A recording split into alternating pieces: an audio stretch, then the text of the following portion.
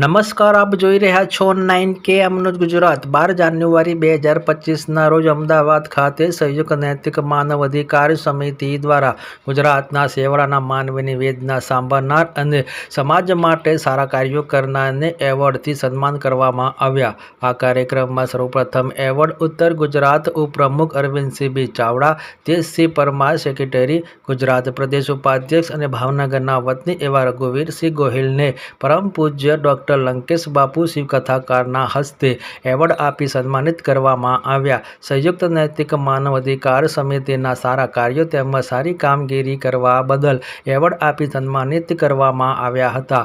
International શિવકથાકાર ડૉ. લંકેશ બાપુ, GTPLના હેડ Divyangbhai, VTV news Hemangbhai તેમજ રાષ્ટ્રીય chairman નિલેશભાઈ Joshi, chief guest સહિત સંયુક્ત નૈતિક માનવ અધિકાર સમિતિના ભારતના વિવિધ રાજ્યો તેમજ ગુજરાતના દરેક જિલ્લામાંથી ખૂબ મોટી સંખ્યામાં હોદ્દેદારો ઉપસ્થિત રહ્યા। મારું નામ ચાવડા અરવિંદસિંહ બી।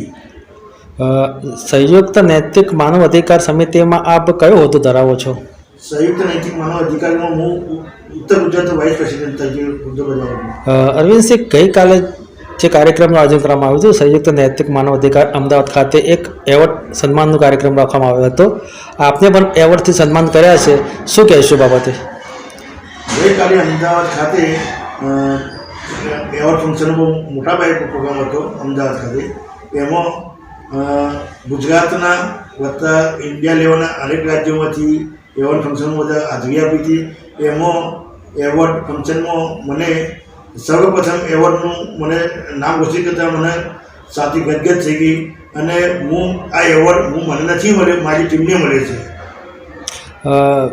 અરવિંદસિંહ, આ જે કેવા આપને સંયુક્ત માનવ અધિકાર જે ચાલી રહ્યું છે આપનું, જે તે કેવા કાર્યો કરવા બદલ આપને સન્માન કર્યા છે?